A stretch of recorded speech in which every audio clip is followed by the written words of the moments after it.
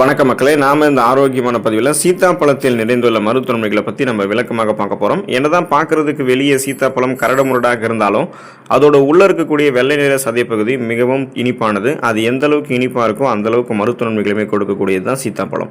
பழங்களில் தனிப்பட்ட சுவையும் மனமும் சீத்தாப்பழம் கொண்டு இருக்கு. அதனுடைய தோல், விதை, இலை, மரப்பட்டை என எல்லாமே மருத்துவ குணங்களை கொண்டது தான். சீத்தாப்பழத்தில் குளுக்கோஸ், சுக்ரோஸ் இரண்டுமே நிறைந்திருக்கிறதால அதை நம்ம எடுத்துக்கொள்ளும் போது உடலுக்கு உடனடியாக எனர்ஜி கிடைக்கும், அதாவது ஆற்றல் கிடைக்க ஆரம்பிக்கும்.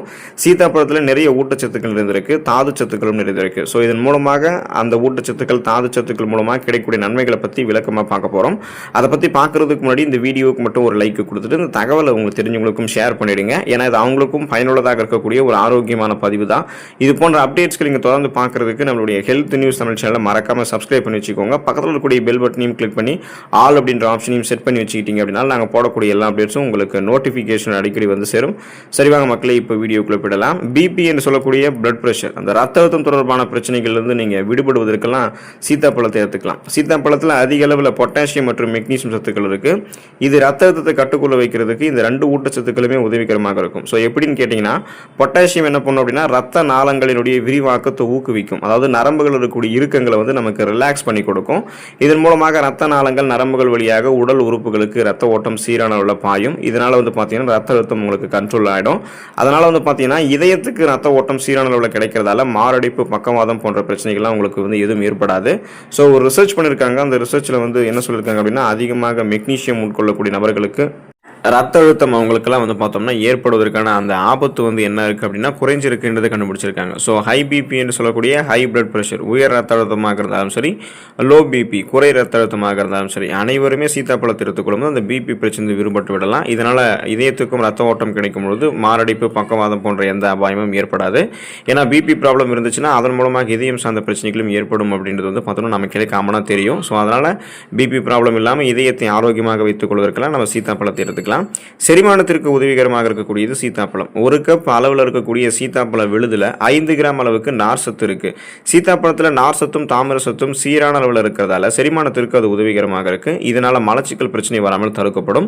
இப்போ சீத்தாப்பழம் என்ன பண்ணும் அப்படின்னா குடல் இயக்கத்தை சீராக்கி குடலில் இருக்கக்கூடிய நல்ல பாக்டீரியாக்களை மேம்படுத்துது. சீத்தாப்பழம் ஜீரண சக்தியை அதிகரிக்கிறதால பித்தம், வாந்தி, பேதி, தலை சுற்றல் போன்றவற்றை வந்து நமக்கு குணப்படுத்திடும், மீண்டும் வராமல் தடுத்துரும். அதாவது இப்போ நீங்கள் சீத்தாப்பழத்தை உணவுகளை சேர்க்கும் பொழுது அந்த உணவுகள் வந்து செரிமானம் ஆகாமல் போறதால் ஏற்படக்கூடிய அஜீரண கோளாறுகளால் வரக்கூடிய இந்த பித்தம், வாந்தி, பேதி, தலை சுற்றல், அசிடிட்டி பிரச்சனை, நெஞ்சு எரிச்சல், அதாவது உணவுகள் வந்து நமக்கு நெஞ்சிலே நின்று இருக்கிறது, இந்த மாதிரி எந்த பிரச்சனையும் ஏற்படாது. வாந்தி, மயக்கம் கூட ஏற்படாது.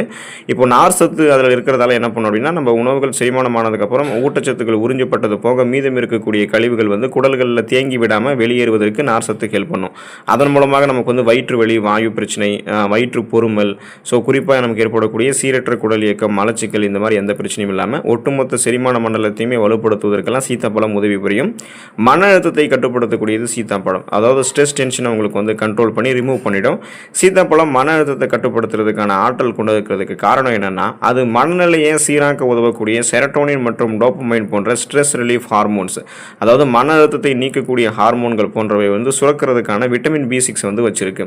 ஸோ இப்போ விட்டமின் B6 வந்து மனநிலை கோளாறுகளுக்கு வந்து ஹெல்ப் பண்ணும். ஏன்னா அதை கியூர் பண்ணுறதுக்கு இப்போ விட்டமின் B6 வந்து மன அழுத்தத்தை நமக்கு குறைக்க வைக்கும். இது குறித்து ரிசர்ச் பண்ணியிருக்காங்க. அந்த ரிசர்ச்சில் என்ன சொல்லியிருக்காங்கன்னா விட்டமின் B6 வந்து யார் ஒருத்தவங்களுக்கு வந்து குறைபாடாக இருக்கும் அவங்களுக்குலாம் ஸ்ட்ரெஸ், டென்ஷன் வந்து இன்னும் டபுள் மடங்கு ஆகிடும், அதாவது மனச்சோர்வு இன்னும் இரட்டிப்பு மடங்கு ஆகிடும்ன்றதை கண்டுபிடிச்சிருக்காங்க.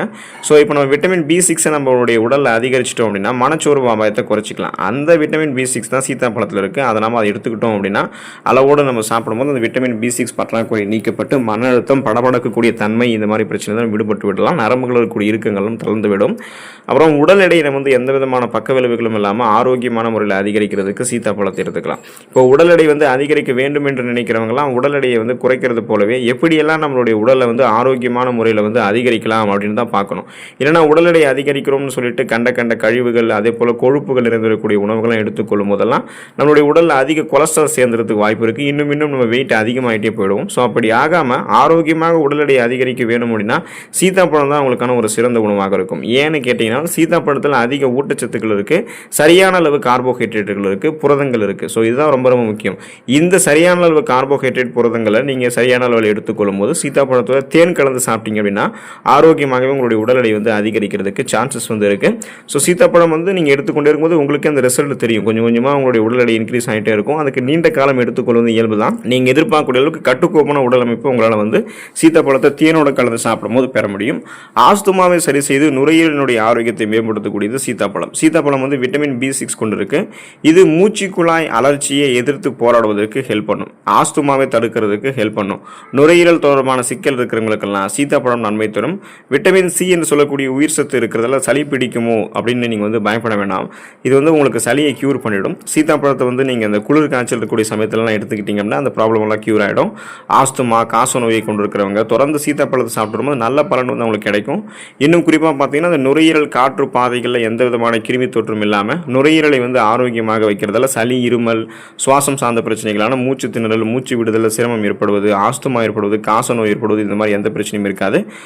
ஒட்டுமொத்தமாகவே நம்மளுடைய சுவாச மண்டலம் வலுப்பெறுவதற்கெல்லாம் நம்ம என்ன பண்ணோம்னா சீத்தாப்பழத்தை எடுத்துக்கலாம். எலும்புகள் பலமடைய வைக்கக்கூடியதுக்கு சீத்தாப்பழத்தை வந்து எடுத்துக்கொள்ளலாம். இப்போ சீத்தாப்பழம் வந்து நமக்கு கால்சியம் சத்துக்கள் வந்து கொண்டு இருக்கிறதால எலும்பு, பற்கள், தசைகள் வந்து நம்முடைய ஆரோக்கியத்தை வந்து மேம்படுத்தும். இப்போ தசைப்பிடிப்பு இருக்கிறவங்களாம் சீத்தாப்பழத்தை எடுத்துக்கொள்ளும் தசைகளினுடைய வலிமையை வந்து மேம்படுத்திக் கொள்வதால் அந்த தசை பிடிப்பையும் சரி பண்ணிக்கலாம். மேன்மேலும் அவங்களுக்கு தசைகளை தளர்ந்து போக வைக்கிறது. அது அதிகமாக இருந்துச்சு அப்படின்னா அதை கண்ட்ரோல் பண்ணி தசைகளை வந்து பார்த்தோம்னா போதுமான அளவுக்கு இறுக்கமாக வைக்கும். அது ரொம்பவும் இறுக்கமாக இல்லாமல் ரொம்பவும் தளர்ந்துடாமல் பாதுகாத்துக்கும். அதே போல் வந்து பார்த்தீங்கன்னா இப்போ அது கால்சியம் சத்து கொண்டு இருக்கிறதால இன்னும் வந்து பற்களை வலுப்படுத்தும். குறிப்பாக வந்து பார்க்குறோம் அப்படின்னா அந்த ஈறுகளை ரத்த கசிவு ஏற்படுவது, அதன் மூலமாக பற்கள் வலுவிழுந்து போகுது, இந்த மாதிரி பிரச்சனை இல்லாமல் பற்களும் ஸ்ட்ராங்காக இருக்கும். ஆஸ்டியோபோரோசிஸ், எலும்பு மெலிவு நோய், மூட்டு வலி, எலும்புருக்கி, முடக்குவாதம், எலும்பு மஜ்ஜைகள் ஏற்படக்கூடிய பிரச்சனை, மூட்டு அலர்ச்சி போன்ற எந்த விதமான எலும்பு தொடர்பான பிரச்சனையுமே இருக்காது. நம்ம இதை எடுத்துக்கொண்டோம் அப்படின்னா அந்த அளவுக்கு நம்முடைய எலும்புகள், நரம்புகள், தசைகள் வலுப்பெறும். சுகர் ப்ராப்ளம் இருக்கிறவங்களாம் சீத்தாப்பழத்தை எடுத்துக்கொள்ளலாமா வேண்டாமா அப்படின்னு சொல்லக்கூடிய ஒரு மிகப்பெரிய சந்தேகம் இருக்கு. நீரிழிவு நோயாளிகள் வந்து சீத்தாப்பழம் சாப்பிடலாமா அப்படின்ற குறித்த சந்தேகம் வந்ததுக்கு காரணம் என்னன்னா சீத்தாப்பழம் வந்து குளுக்கோஸ் மற்றும் ஃப்ரக்டோஸ் வந்து நிறைந்திருக்கும் அப்படின்றதால இதை சாப்பிட்ட உடனே ரத்தத்தில் வந்து சர்க்கரையினுடைய அளவு அதிகரிச்சிடும் அப்படின்றத ஒரு பிரிவினர் வந்து குறிப்பிடுறாங்க. ஒரு சிலர் வந்து சீத்தாப்பழம் கிளைசெமிக் குறியீடு 54 தான் கொண்டு இருக்கு. ஸோ இதில் வந்து கார்போஹைட்ரேட் வந்து கிடையாது. அதனால நீரிழிவு நோய், அதாவது சுகர் ப்ராப்ளம் இருக்கிறவங்க வந்து எடுத்துக்கலாம். இது உங்களுக்கு ஒரு நல்ல பழம் தான் சொல்றாங்க. ஏன் அப்படின்னா சுகர் ப்ராப்ளம் இருக்கிறவங்கலாம் கிளைசெமிக் இண்டெக்ஸ் குறியீடு 55 மற்றும் அதற்கும் குறைவாக இருக்கக்கூடிய உணவுகளை தான் வந்து எடுத்துக்கணும். 55 தாண்டக்கூடாது. 55, 54 தான் உங்களுக்கு கெப்பாசிட்டி. அப்படி உங்களுக்கு சொல்லியிருக்கிறதால சீத்தாப்பழம் வந்து பார்த்தோம்னா 54 தான் கொண்டு இருக்குது. அதனால் அதை எடுத்துக்கொள்ளலாம். அதில் இருக்கக்கூடிய கார்போஹைட்ரேட் வந்து அதில் கார்போஹைட்ரேட் கிடையாது. அதில் இருக்கக்கூடிய நார் சத்து உங்களோட ரத்தத்தில் இருக்கக்கூடிய சர்க்கரையினுடைய அளவை கண்ட்ரோல் பண்ணிடும். நாளடைவில் உங்களை அந்த சுகர் பிரச்சனை விடுபட வைத்திரும்.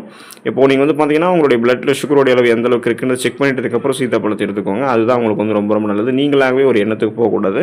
அதுபோல் பெண்களுக்கு வந்து இது வந்து கரு ஊறுதலை வந்து ஒரு மேம்படுத்தக்கூடிய ஒரு ஏற்றக்கனியாக சீத்தாப்பழம் இருக்குது. சோர்வு உணர்வை அனைவருக்குமே சீத்தாப்பழம் குறைத்து மெக்னீசியம் சத்தை உடனடியாக கொடுத்து எனர்ஜியை வந்து கொடுத்துரும். ஸோ அந்த ஃப்ரக்டோஸ், குளுக்கோஸ் எல்லாம் கொண்டு இருக்கிறதால இது வந்து பார்த்தோம்னா உடனே நம்மளுடைய அந்த எனர்ஜியை வந்து கொடுக்கும். அதே போல் வந்து பார்த்தீங்கன்னா எரிச்சலை வந்து குறைக்கும், சோர்வு உணர்வை குறைக்கும், மூளையினுடைய ஆரோக்கியத்தை சீத்தாப்பழம் மேம்படுத்தும், கண் பார்வையை நமக்கு வந்து மேம்படுத்தக்கூடியதாக இருக்குது. ஸோ தொடர்ந்து சீத்தாப்பழத்தை எடுத்துக்கொண்டு நலம் பெறுங்கள். அடுத்த ஆரோக்கியமான பதிவில் மறக்காமல் சந்திப்போம். நன்றி மக்களே.